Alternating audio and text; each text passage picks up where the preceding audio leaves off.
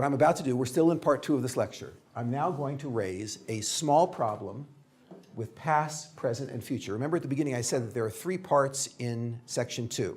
We are now in section 2. The first thing I'm going to do is I'm going to raise a small problem with future. The second thing I'm going to do is I'm going to raise a small problem with present. And the last thing I'm going to do is I'm going to raise a small problem with past. Here we go. Small problem with future. In the future lie, the charismatic cult leader comes to a group of people and he says 5 words. God has not yet spoken. Someday he's going to speak to your descendants. But God has not yet spoken. Now, if I'm incredibly charismatic and you are a wild-eyed, gullible cult follower, and I tell you God has not yet spoken, what do you believe? God has not yet spoken, but someday he'll speak. Okay. If you believe God has not yet spoken and someday he'll speak, what do you tell your kids?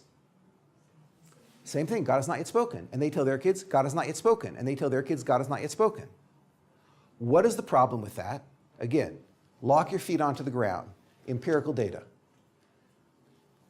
There is a group of people on planet Earth today who believe with all their heart and soul their ancestors heard God speak. These people are called Orthodox Jews. I know they exist. They're out there.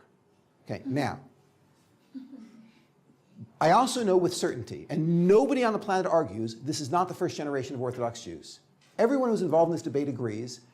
These Orthodox Jews, the vast majority of them, came from a previous generation of Orthodox Jews. And everybody agrees there was a generation before that as well.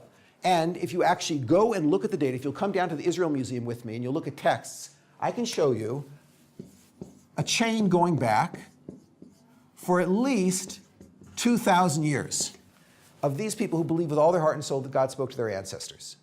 Okay? No one argues on this sociological phenomenon.